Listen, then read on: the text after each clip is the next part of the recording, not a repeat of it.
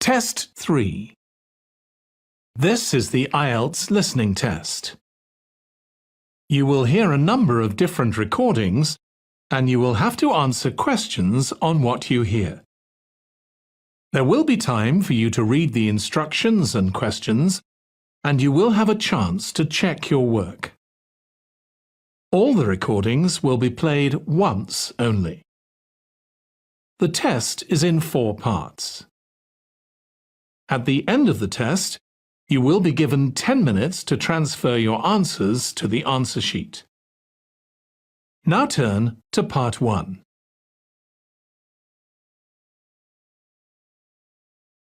Part 1. You will hear a woman who works at an employment agency talking to a man about jobs he could apply for. First, you have some time to look at questions 1 to 5.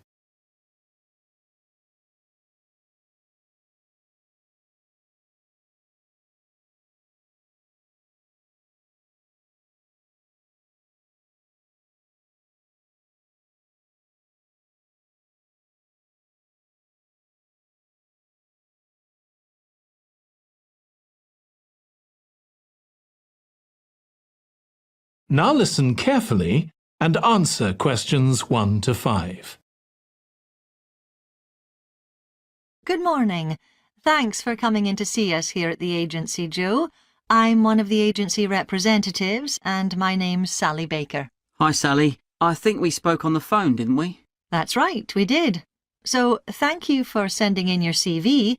We've had quite a careful look at it, and I think we have 2 jobs that might be suitable for you. OK.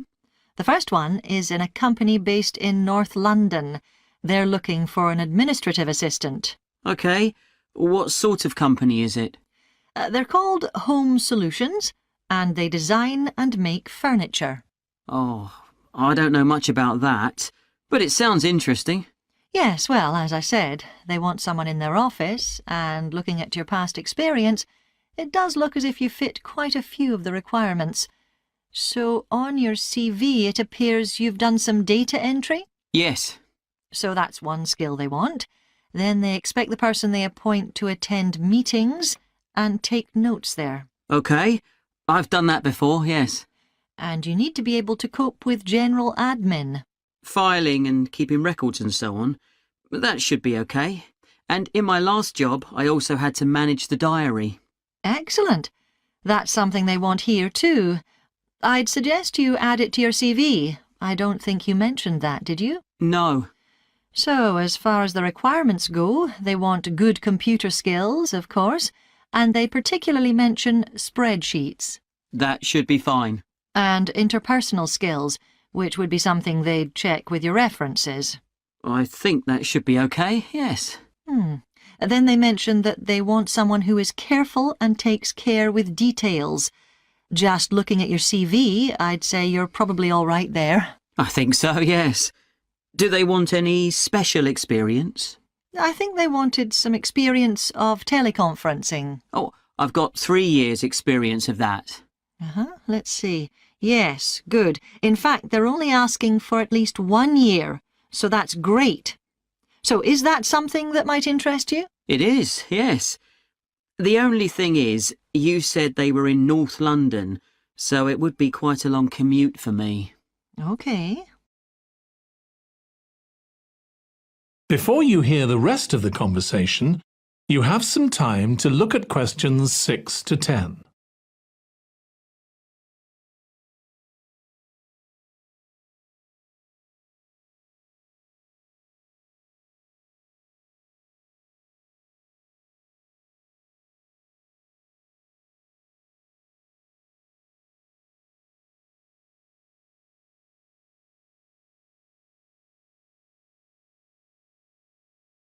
Now listen and answer questions 6 to 10. So the second position might suit you better as far as the location goes. That's for a warehouse assistant, and that's in South London. Yes, that would be a lot closer. And you've worked in a warehouse before, haven't you? Yes. So as far as the responsibilities for this position go, they want someone who could manage the stock, obviously, and also deliveries. That should be okay. You've got to keep track of stuff, but I've always been quite good with numbers. Good. That's their first requirement. And they want someone who's computer literate, which we know you are. Sure. Then they mention organisational skills. They want someone who's well organised. Yes, I think I am. And tidy? Yes, they go together really, don't they? Sure. Then the usual stuff. They want someone who can communicate well, both orally and in writing. Okay. And for the last warehouse job I had, one of the things I enjoyed most was being part of a team. I found that was really essential for the job. Excellent. Yes, they do mention that they want someone who's used to that, yes. Now, when you were working in a warehouse last time, what sorts of items were you dealing with? It was mostly bathroom and kitchen equipment, sinks and stoves and fridges. So you're okay moving heavy things? Sure, I'm quite strong and I've had the training. Good. Now, as far as experience goes, they mention they want someone with a licence and that you have experience of driving in London, so you can cope with the traffic and so on. Yes, no problem. And you've got experience of warehouse work. And the final thing they mention is customer service. I think, looking at your CV, you're okay there. Right. So, what about pay? Can you tell me a bit more about that, please? That is the end of part 1. You now have 1 minute to check your answers to part 1.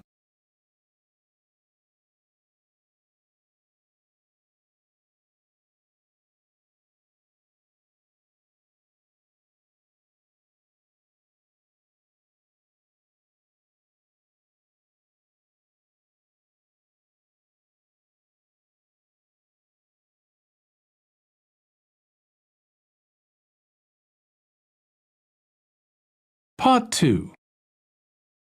You will hear a woman called Alice Riches talking on the radio about a scheme which involves closing streets to traffic to allow children to play.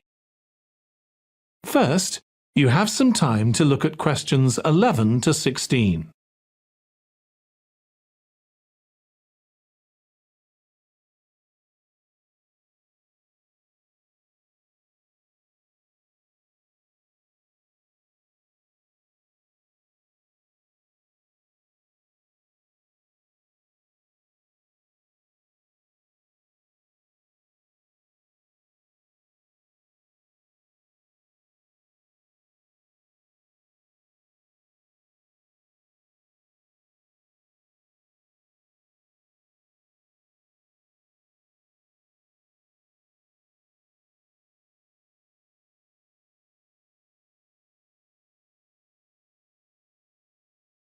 Now listen carefully and answer questions 11 to 16.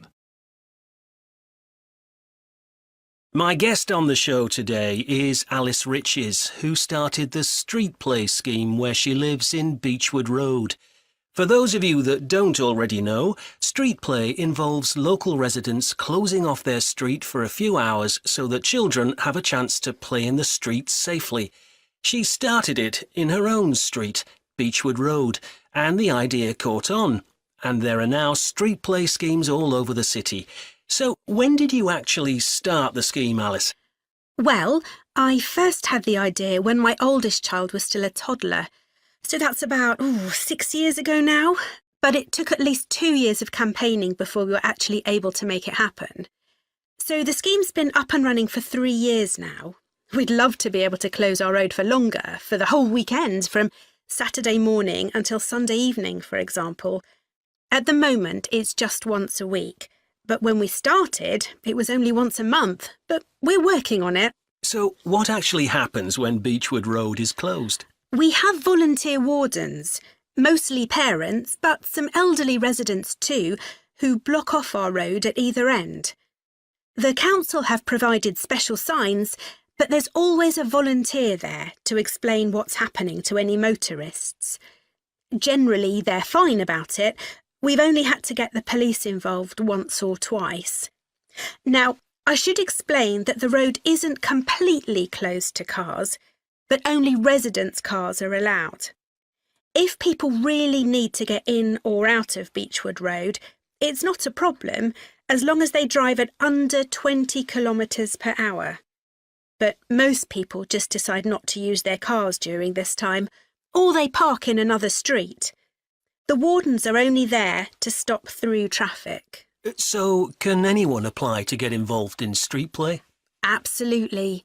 We want to include all kids in the city, especially those who live on busy roads. It's here that demand is greatest. Obviously, there isn't such demand in wealthier areas where the children have access to parks or large gardens, or in the suburbs where there are usually more places for children to play outside. I'd recommend that anyone listening who likes the idea should just give it a go. We've been surprised by the positive reaction of residents all over the city, and that's not just parents. There are always a few who complain, but they're a tiny minority.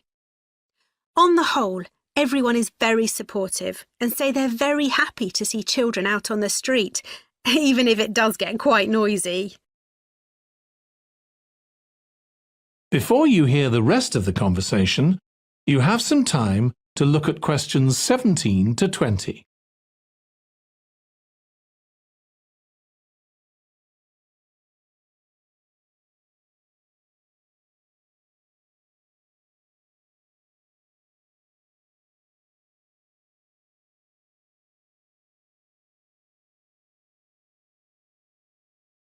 Now listen and answer questions 17 to 20.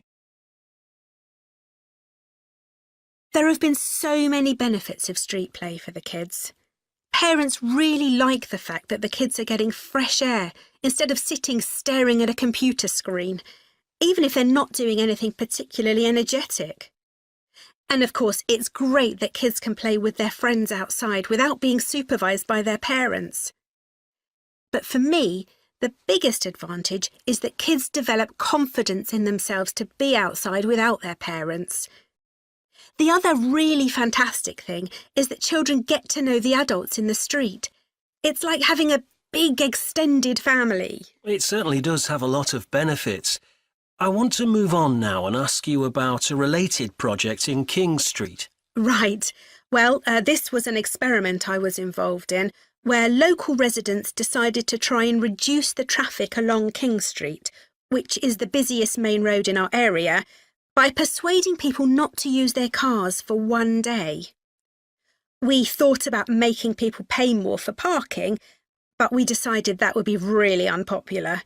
So instead, we just stopped people from parking on King Street, but left the other car parks open.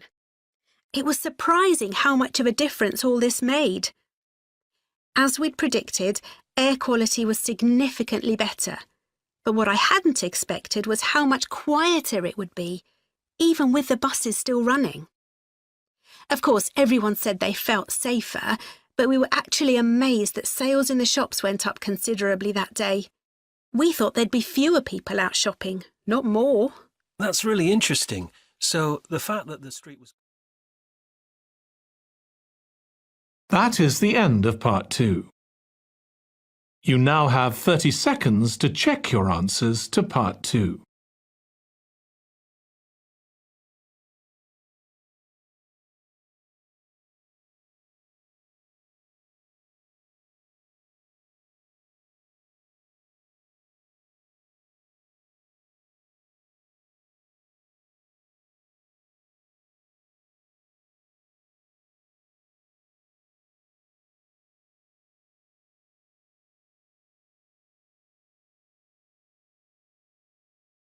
Part 3. You will hear 2 students, called Hazel and Tom, talking about Hazel's Media Studies assignment. First, you have some time to look at questions 21 to 26.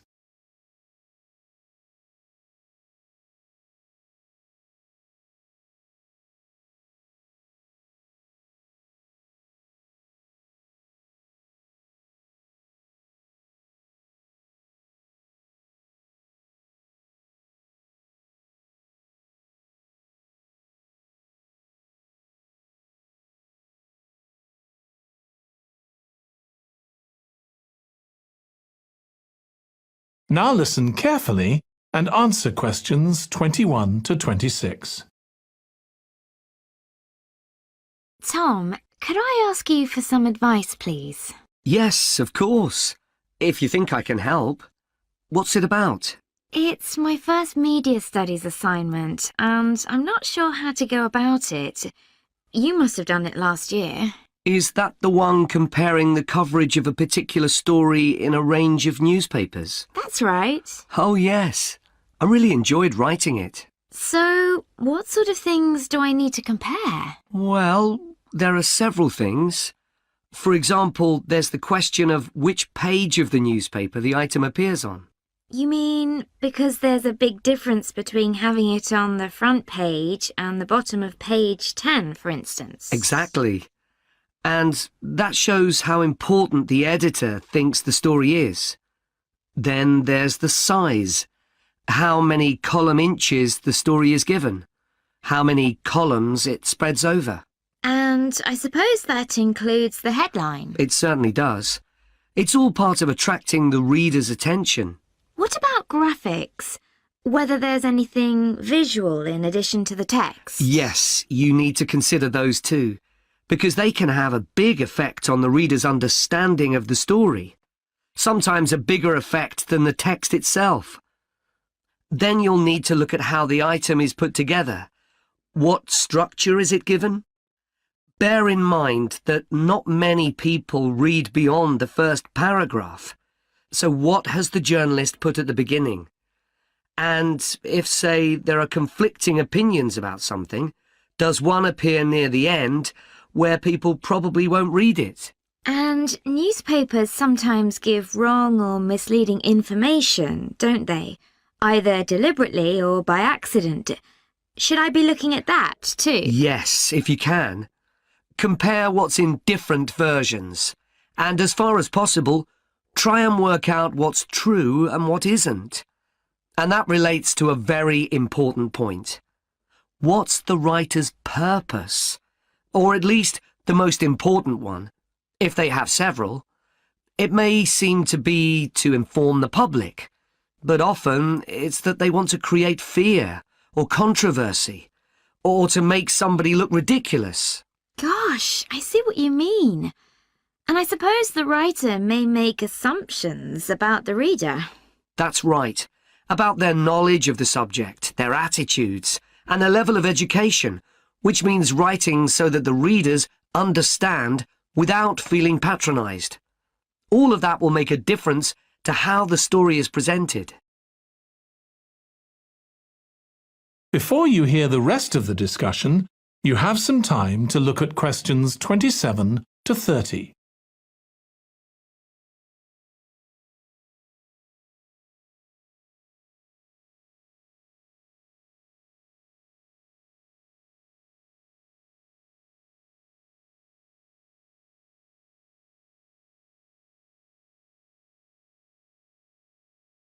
Now listen and answer questions 27 to 30. Does it matter what type of story I write about? No.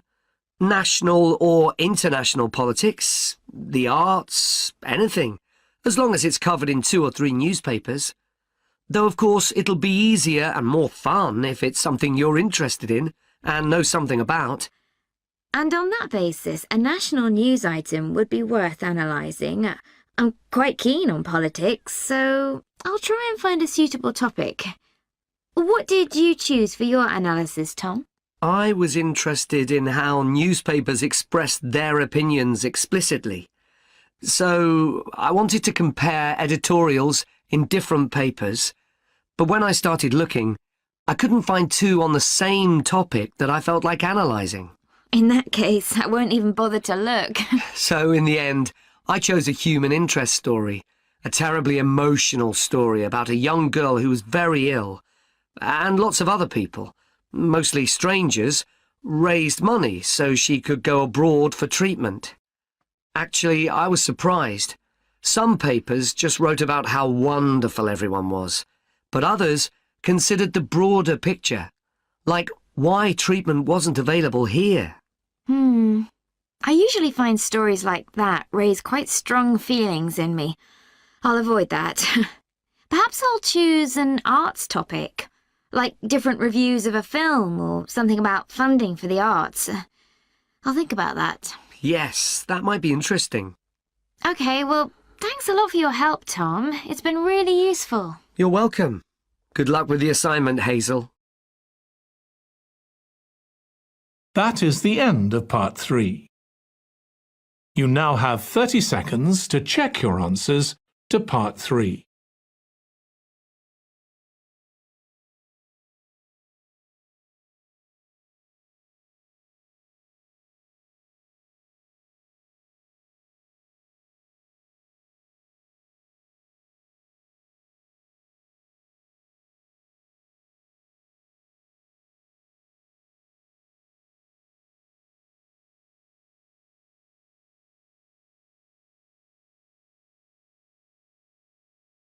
Part 4.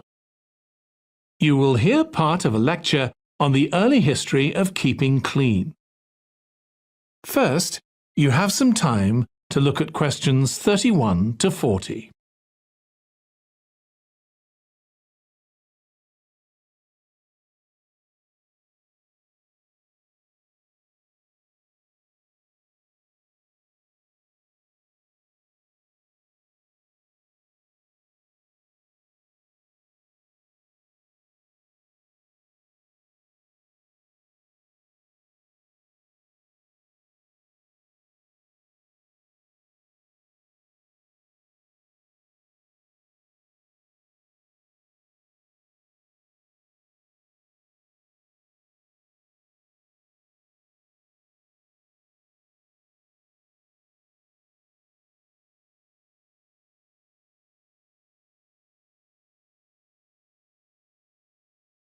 Now listen carefully and answer questions 31 to 40.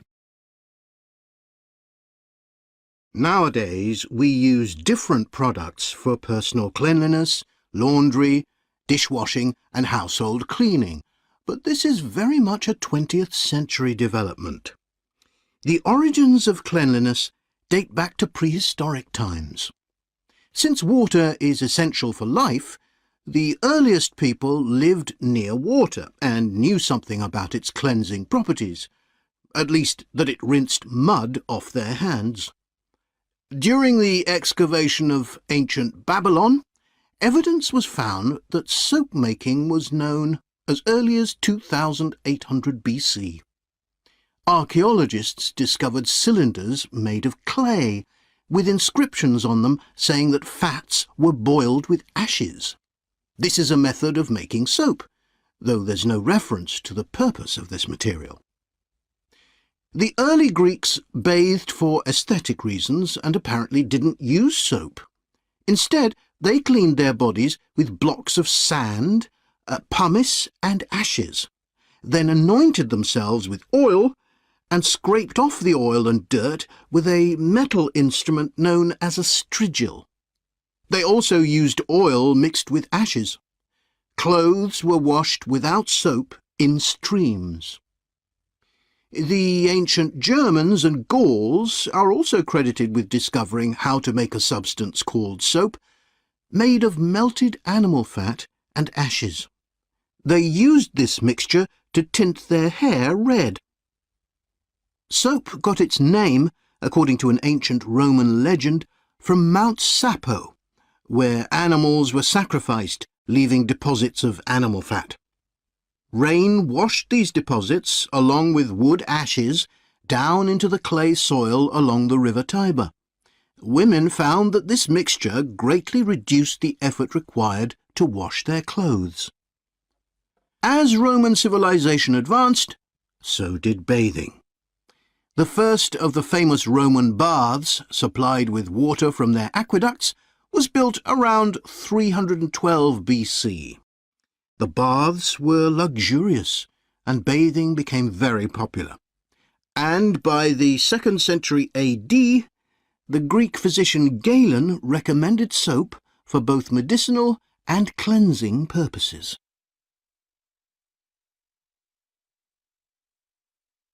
After the fall of Rome in 467 AD and the resulting decline in bathing habits, much of Europe felt the impact of filth on public health. This lack of personal cleanliness and related unsanitary living conditions were major factors in the outbreaks of disease in the Middle Ages, and especially the Black Death of the 14th century. Nevertheless, soap-making became an established craft in Europe, and associations of soap makers guarded their trade secrets closely. Vegetable and animal oils were used with ashes of plants, along with perfume, apparently for the first time. Gradually, more varieties of soap became available for shaving and shampooing, as well as bathing and laundering. A major step toward large-scale commercial soap-making occurred in 1791, when a French chemist, Nicolas Leblanc, patented a process for turning salt into soda ash, or sodium carbonate. Soda ash is the alkali obtained from ashes that combines with fat to form soap. The Leblanc process yielded quantities of good quality, inexpensive soda ash. Modern soap making was born some 20 years later, in the early 19th century, with the discovery by Michel Eugène Chevreul, another French chemist, of the chemical nature and relationship of fats, glycerine, and fatty acids. His studies established the basis for both fat and soap chemistry, and soap making became a science. Further developments during the 19th century made it easier and cheaper to manufacture soap. Until the 19th century, soap was regarded as a luxury item and was heavily taxed in several countries. As it became more readily available, it became an everyday necessity, a development that was reinforced when the high tax was removed. Soap was then something ordinary people could afford, and cleanliness standards improved. With this widespread use came the development of milder soaps for bathing and soaps for use in the washing machines that were available to consumers by the turn of the 20th century. That is the end of Part 4. You now have 1 minute to check your answers to Part 4.